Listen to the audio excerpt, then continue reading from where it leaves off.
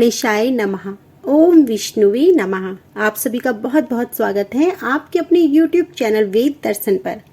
आज रसपान कीजिएगा अधिक मास कथा में अध्याय 17 का। यदि आपने इससे पहले के अध्याय नहीं सुने हैं तो सभी अध्याय चैनल पर अपलोड किए गए हैं। समय निकालकर सभी अध्यायों को जरूर सुनिएगा। और आज के अध्याय से पहले आपने सुना था कि किस प्रकार श्री नारायण के मुख से राजा दृढ़धनवा के पूर्व जन्म का विस्तार पूर्वक वर्णन किया गया था। उससे आगे की कथा आप आज के अध्याय में सुनेंगे। कथा आरंभ करते हैं। सूत जी बोले, हे विप्रो, नारायण के मुख से राजा दृढ़धनवा के पूर्व जन्म का वृतांत श्रवण कर अत्यंत तृप्ति न होने के कारण नारद मुनि ने श्री नारायण से पूछा। नारद जी बोले, हे तपोधन, महाराज दृढ़धनवा ने मुनि श्रेष्ठ वाल्मीकि जी से क्या कहा, सो विस्तार सहित विनित मुझको कहिए। नारायण बोले, हे तपोधन, हे नारद, ध्यान पूर्वक सुनो। राजा दृढ़धनवा ने महाप्राज्ञ मुनि श्रेष्ठ वाल्मीकि मुनि की प्रार्थना कर जो कुछ कहा वह मैं सब तुमसे कहूंगा।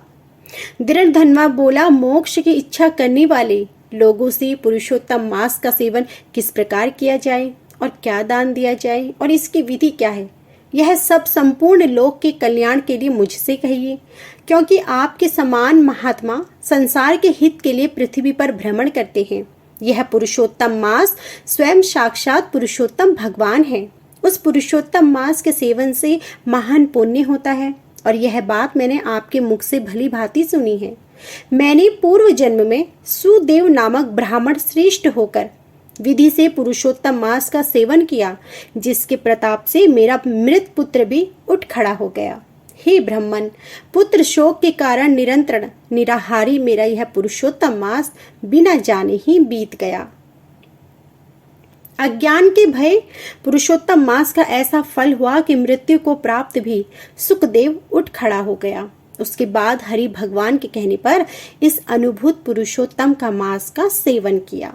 हे तपोधन, मुझे इस जन्म में वह सब विस्मृत हो गया है, इसलिए इस पुरुषोत्तम मास का पूजन विधान विस्तार पूर्वक मुझसे फिर से कहिए।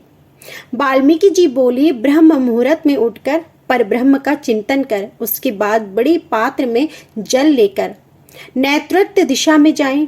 पुरुषोत्तम मास को सेवन करने वाला शौच के लिए ग्राम से बहुत दूर जाए। दिन में तथा संध्या में कान पर जनेऊ को रखकर और उत्तर मुख होकर पृथ्वी को तृण से आच्छादित कर वस्त्र से सिर बांध कर और मुख को बंद कर अर्थात मौन होकर न थूके और न सांस ले।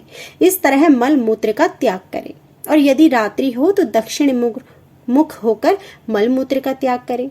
शुद्ध मिट्टी को ले आलस्य छोड़कर दुर्गंध दूर करने के लिए मृति का शुद्धि करे।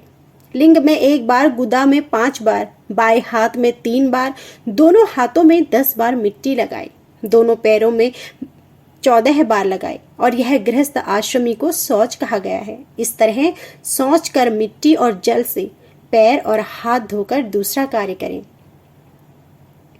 तीर्थ में शौच न करें, तीर्थ से जल निकालकर शौच करें। 2 हाथ जल वाले गड्ढे को छोड़कर यदि अनुभूत जल में अर्थात तीर्थ में शौच करे तो बाद तीर्थ की शुद्धि करें, अन्यथा तीर्थ अशुद्ध हो जाता है। और इस प्रकार पुरुषोत्तम मास का उत्तम व्रत करने वाला शौच करें।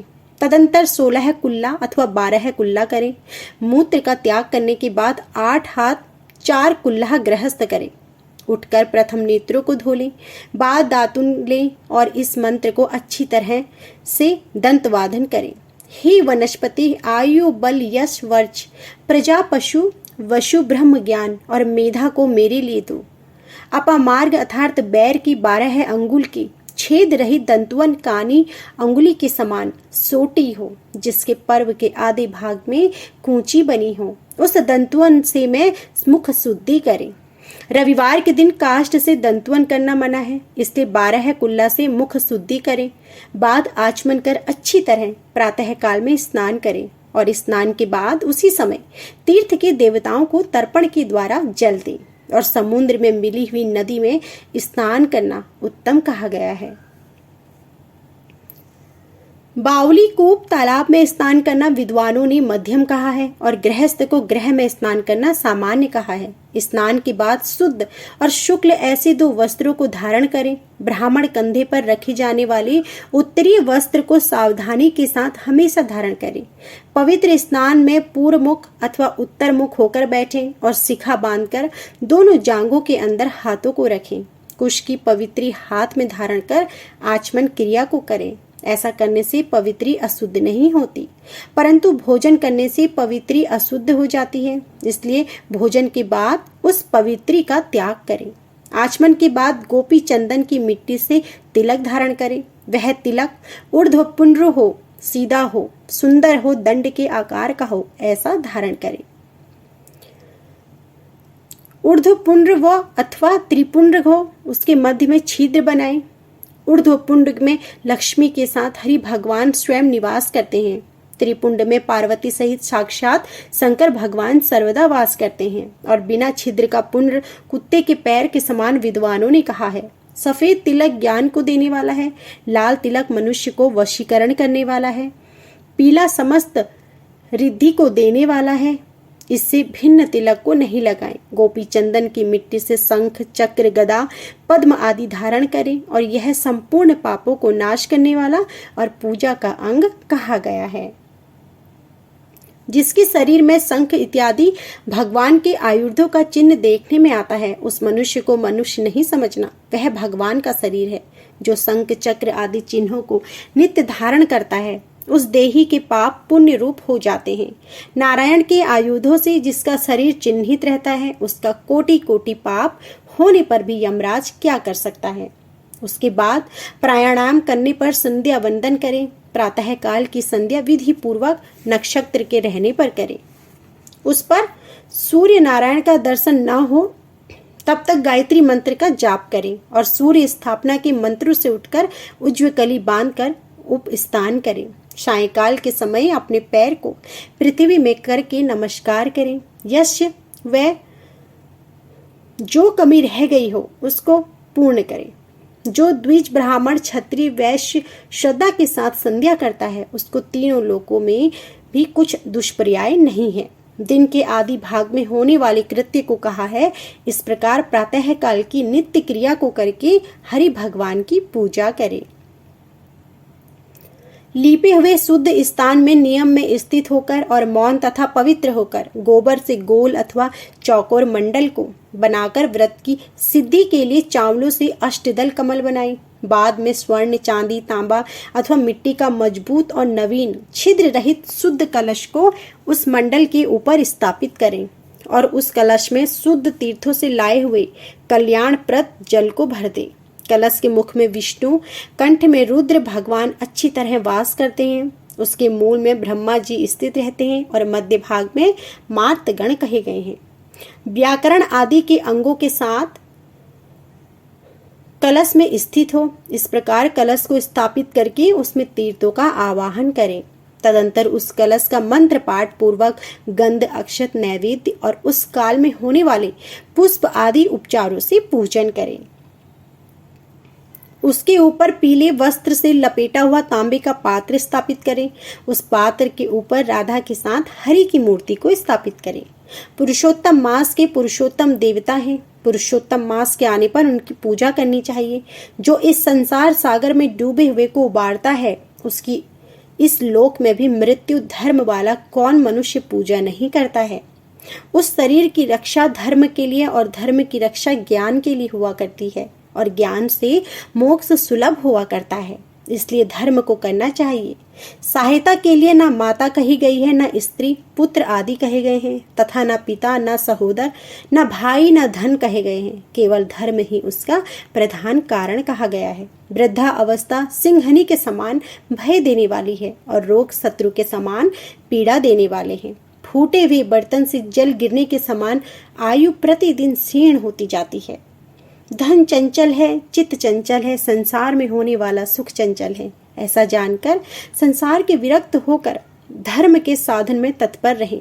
जैसे सर्प से आधा देह निकलने पर मेढक मक्खी को खाने की इच्छा करता है, उसी प्रकार काल से ग्रसा हुआ जीव दूसरे को पीड़ा देने में तथा दूसरे का धन अपहरण करने में प्रेम करता है। जब धर्म करने के लिए चित्त हो तो उस समय धन का मिलता सुलभ नहीं होता। जब धन होता है तो उस समय चित्त धर्म करने के लिए उत्सुक नहीं होता। जब चित्त और धन दोनों होते हैं तो समय संपात्र नहीं मिलते। इसलिए चित्त, वित्त, सत्पात्र, इन तीनों का जिस समय संबंध हो जाए उसी समय बिना विचार किए जो धर्म को करता है वही बुद्धिमान कहा गया है। अधिक धन के व्यय से होने वाले हजारों धर्म हैं।